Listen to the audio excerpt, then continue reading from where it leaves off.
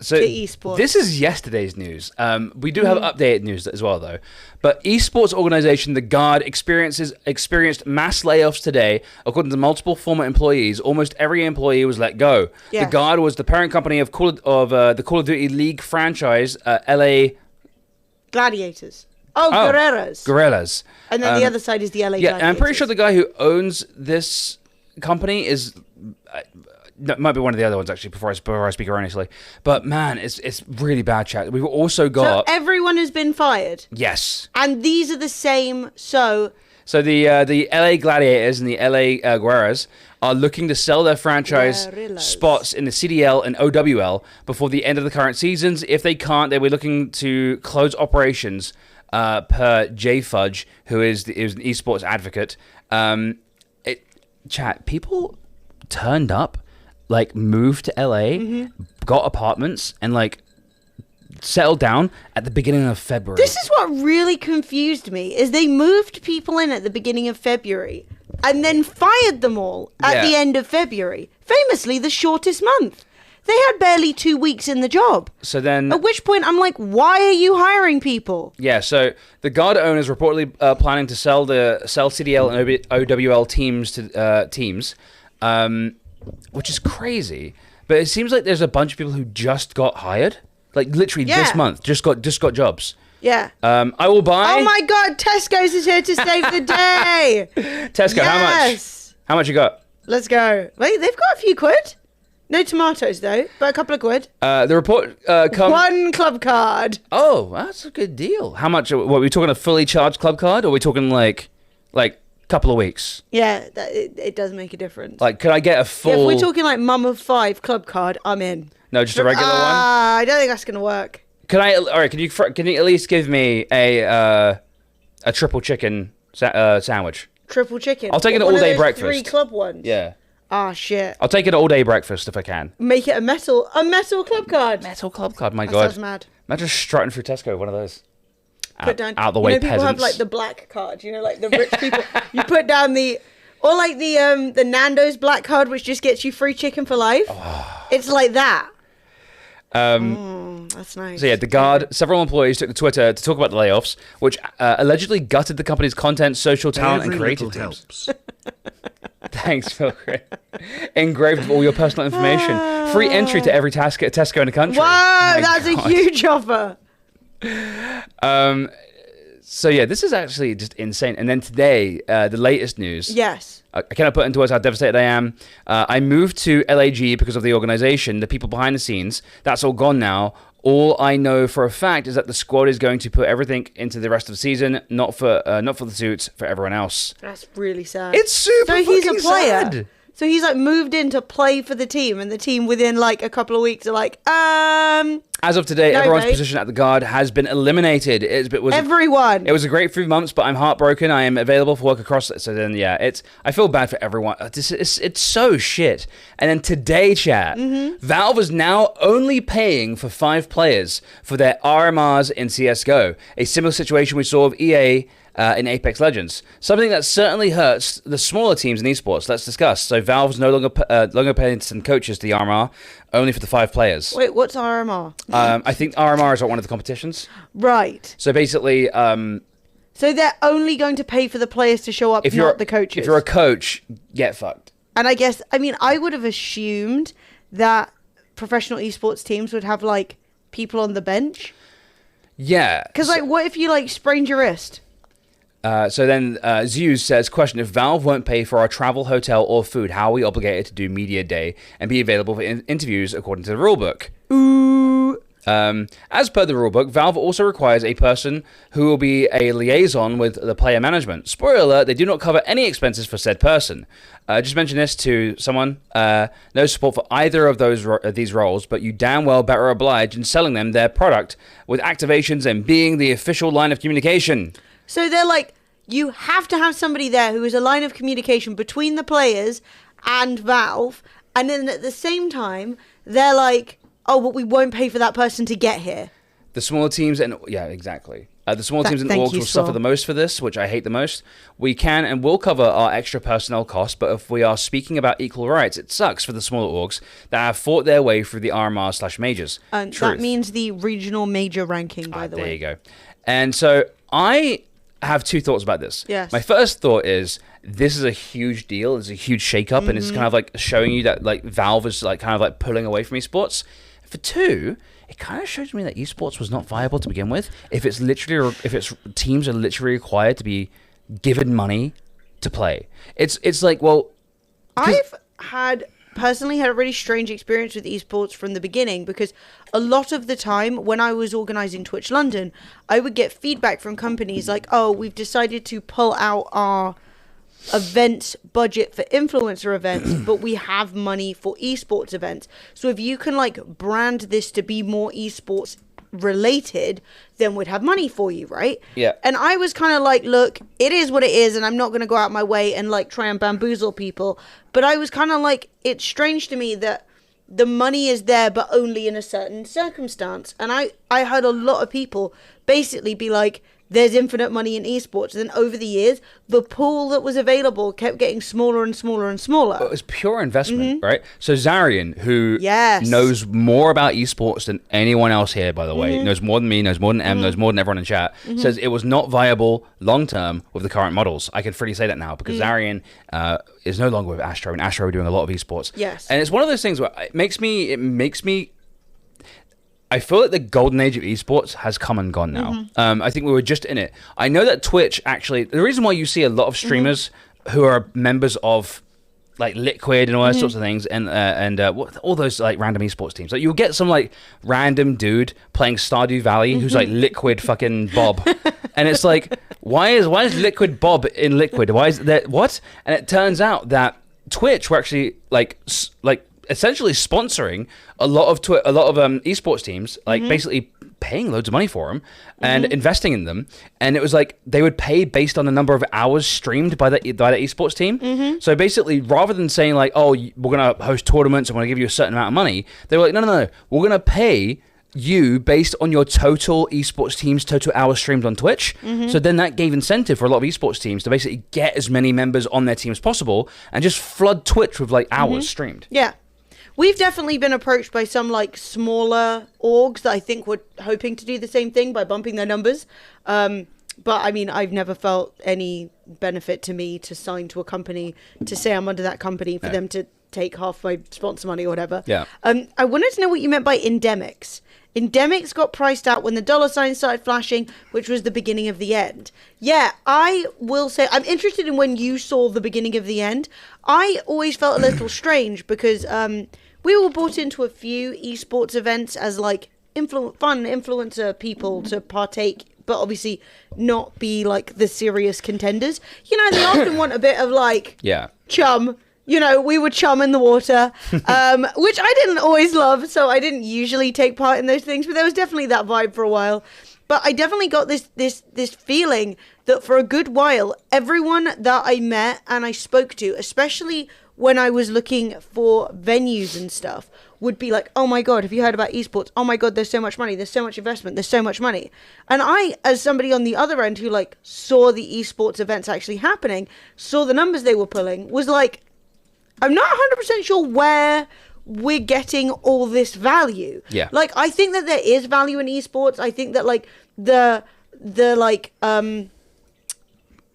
kind of this is a tweet organic grassroots esports that's been around for a really long time is actually really impactful and cool. And I think that we completely lose that when everybody's running around being like, this is going to be the next gold rush. Do you know what I mean? Yeah, I think esports... Oh, no. Yeah, this is bad, right? Moved here 2 days ago, and now everyone's laid off. Laugh my ass off. What a fucking joke. Hollywood, Parker, you have the most disgusting HR department. Security was trying to detain me for simply trying to back up important files on my laptop. Also, does anyone know how to get out of 19 lease? I don't know what that means. A 2019 lease, I guess.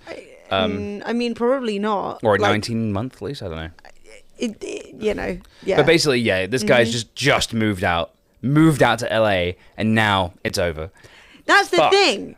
That is exactly what I was saying, and I was really confused by. Like, return on investment, My was the hardest. spiciest- Oh, sorry, I was just Oh, reading. go- Sarah's no, you go, message. you go. Was saying it was the hardest thing to prove for the teams, especially when sponsorships started being in the multi-million entry levels. Yeah, and like I was always a little bit confused because some of the things that like got the most views, let's say like the World, what was it, the Overwatch League one, right, got loads of views, but that was only when they were giving away drops on Twitch. So then I was a bit like, well, most people aren't here to watch, and a lot of people will just have opened the stream and walked away. Like, I mean, and that's obviously happens, right? People, like, I have a certain number of people here watching, but some of them are tabbed out. Some of them have muted while they're on a phone call. Like, not everyone is 100% an active viewer at the same time. But I am like, if you know the fact that like 2/3 of the audience are just here for skins, you can't then say, oh, we get this many viewers, because like they're not interacting the same. You know what I mean? I personally, my spiciest opinion is that I think I'm only here for the skin, Timothy. 1 billion hours of Fremily watched, and you get... I personally feel like that esports was always a bit of a red herring. I don't think there was any future in esports at all. Esports is inherently different than regular sports. The number, like, esports stars are made and die in like one season. Like, you'll get someone who comes along, and they're too young as well, and it's just too easy. Like, you get so many, like, I mean, you have to work really fucking hard to be a professional athlete, right? Like, being a professional athlete requires so much work, and I don't think being a professional esports player requires the same amount of work. In the sense that I do think it requires the same amount of time investment, but I think it can kind of be a little bit more mental, right? And so what you end up getting is people, it's the burnout so much easier.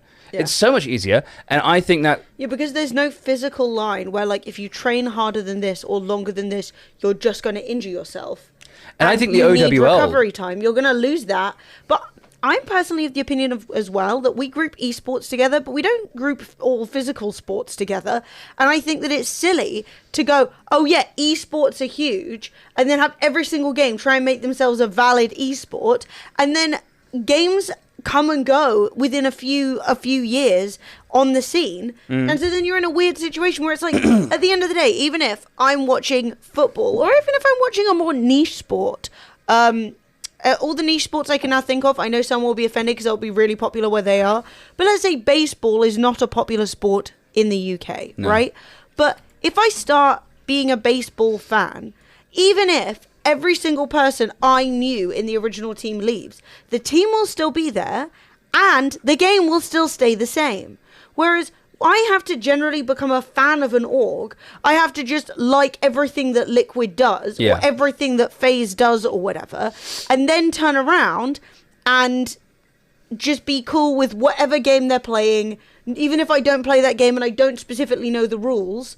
Well, and I also have to like all the individual players that change every 6 months. I mean, I think that's the reason why so many of these esports orgs have like big streamers as like members of their org, because basically you don't know who's playing for your CS:GO team next in the next month. You know what I mean? Like, there's so much turnover in esports. And with any other sport, you have like these star players that are around for years. Do you know what I mean? You get these like iconic people who are just in the game. Like people like I don't know, fucking, I'm showing my age here, but like David Beckham. Yeah, I mean, Ronaldo's been playing basically my entire life. And it's one of those things where I'm like, you don't get that with esports, and that's why they get big streamers on board. But big streamers aren't really esports. No, it's not the same. And so let's say you enjoy watching our stream or a huge streamer stream. Let's say you really enjoyed watching Tim the Tatman. Let's say you're not watching him for the pro plays. You're watching him because he's funny and entertaining, right? Or because he's likable, or because he's on in the morning. You're not watching him specifically for like the sick gameplay. And when something good does happen, people probably are still making fun of him. The only esport that's done super well, and it's not even an esport, is chess. And that's because it's 1v1. And honestly, Also, the rules never change. The rules never change. There's no patching. There's no updates. There's no meta. Well, also, chess has been was popular long before the internet. Yeah. And I don't mean like, obviously chess is like 2,000 years old, but like there has been a big chess scene forever. Well, it makes me wonder why, like, I mean, I think there are like Hearthstone, basically games where the individual person is the star and not just like a random team of people who are kind of like, you're like, oh, cool, that's yeah, I don't know, man. It feels like, as someone who doesn't have my ear to the ground of esports, who isn't like focused on esports, all these teams are the same to me. Like, none of these teams, they're all the same. Like, I have no idea. I don't know individual players. I know Simple. That's it. I personally think as well that for me, the focus was way too much on the individuals and like the personalities, and not so much on the individual like sports.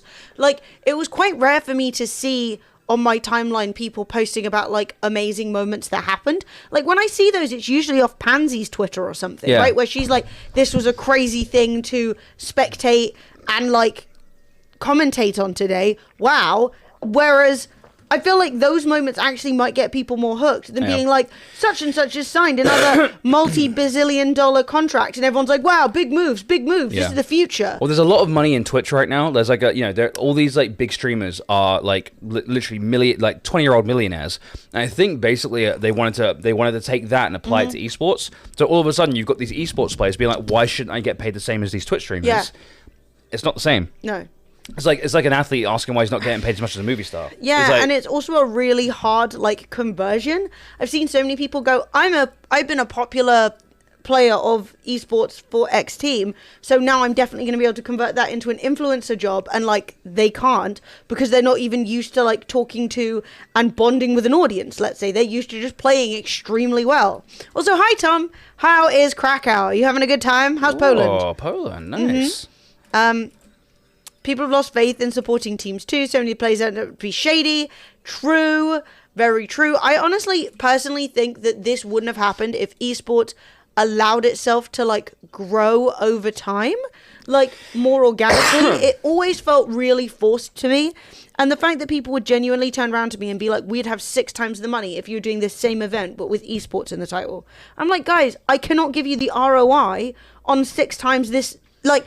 It's not going to be worth 6 times more to you. I think all the money in esports genuinely was basically just hype. It's just like potential investment. It was like, get on it.